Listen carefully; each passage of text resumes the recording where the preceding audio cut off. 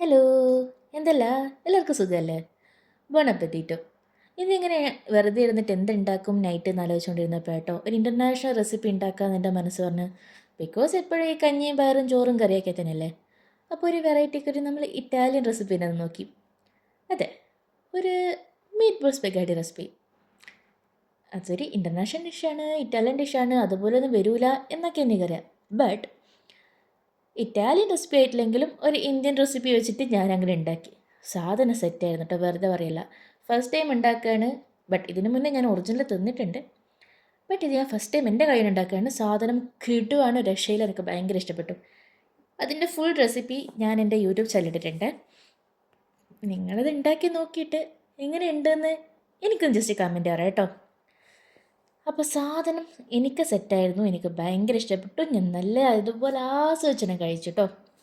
വേറൊന്നും പറയാനില്ല. ഒരു ഇൻ്റർനാഷണൽ ഡിഷ് ഒരു ഇന്ത്യൻ വേയിൽ മേക്ക് ചെയ്തൊരു സംഭവം കേട്ടോ. അപ്പോൾ ഫുൾ വീഡിയോ കാണുക. നിങ്ങൾക്ക് ഇഷ്ടപ്പെട്ടിട്ടുണ്ടെങ്കിൽ ജസ്റ്റ് കമൻറ്റ് ചെയ്യുക എങ്ങനെയുണ്ടെന്ന്. അടുത്ത് നമുക്ക് നോക്കാം ഇതുപോലെ വെറൈറ്റി ആയിട്ട് എന്തെങ്കിലും ഉണ്ടാക്കാൻ പറ്റുമെന്ന്. നിങ്ങൾക്ക് എന്നെ പോലെയാണോ ഇങ്ങനെ വെറൈറ്റി ആയിട്ട് പലതരത്തിലുള്ള ഫുഡൊക്കെ എക്സ്പ്ലോർ ചെയ്യാൻ ഉണ്ടാക്കാൻ ഇഷ്ടപ്പെട്ടവരാണോ? എനിക്കിഷ്ടമാണ് കേട്ടോ. അപ്പോൾ ഇതാ ഈ മീറ്റ് ബോൾ നിങ്ങൾ കഴിച്ചോ. അപ്പോൾ അത്രയേ ഉള്ളൂ. കമൻറ്റ് ചെയ്യുക കേട്ടോ നിങ്ങളുടെ അഭിപ്രായം. Tata, bye bye, see U.